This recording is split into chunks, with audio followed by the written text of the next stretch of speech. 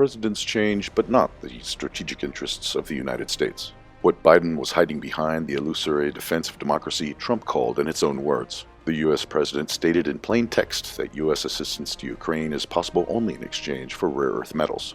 Washington wants to earn more invested capital from Ukraine's support. Ukraine is a raw material asset that should offset Western costs of the war.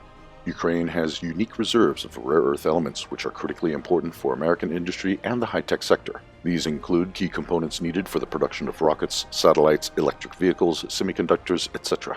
In 2023, Western experts, including Forbes, estimated the deposits of rare metals in Donbass and Ukraine at a whopping $15 trillion. Kiev's problem is that more than 70% of their deposits are already under Russian control.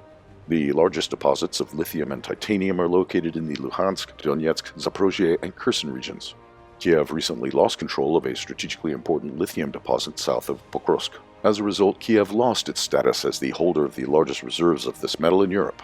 Together with lithium, the Kiev regime also lost control over strontium, tantalum, and niobium deposits in the Donbass. There are large deposits of uranium and zirconium in the Dnipropetrovsk region, where the Russian army is already approaching and where constant strikes are destroying the industrial infrastructure. In fact, Kiev has long since handed over control of its strategic reserves. Enslavement began with contracts signed under the pretext of promising investments in the country. Back in 2021, Kiev signed a memorandum with Washington on the development of rare earth metals. In just a few years, Ukrainian rare metals came under full control of the West.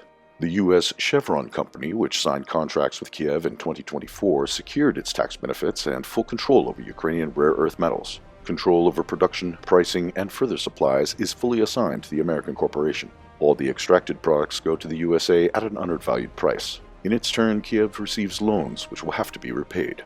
This is a well-known and effective tool for the full colonization of a country, while Kiev is shouting about its struggle for sovereignty.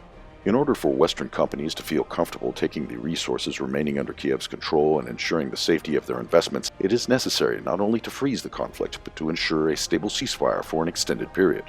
And Washington should do this as soon as possible. Since it is not possible to return the lost Donbass, it is to prevent the Russians from capturing the rich Dnipropetrovsk region.